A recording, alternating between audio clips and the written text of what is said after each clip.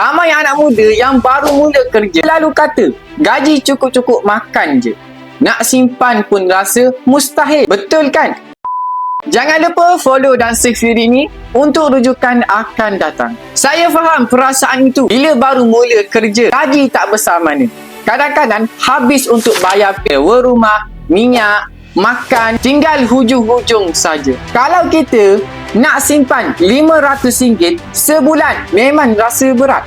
Tapi sebenarnya tak perlu pun mula dengan besar. Dengan emas, RM100 pun dah boleh mula. RM100 kalau kita banding sama je macam makan sekali di restoran atau shopping barang yang tak berapa peduli. Bezanya kalau tukar kepada emas, duit tu bertukar jadi harta.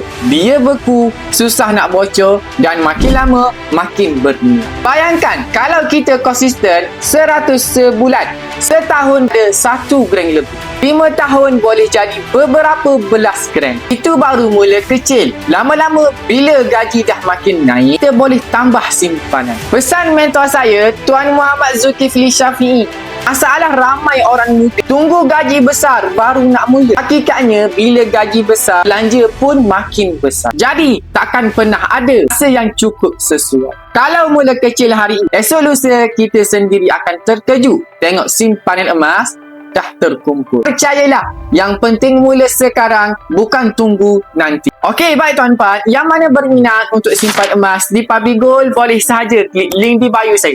Saya akan bantu anda sebaik mungkin. Ingat, perkongsian santai, tapi sampai jumpa anda di next video.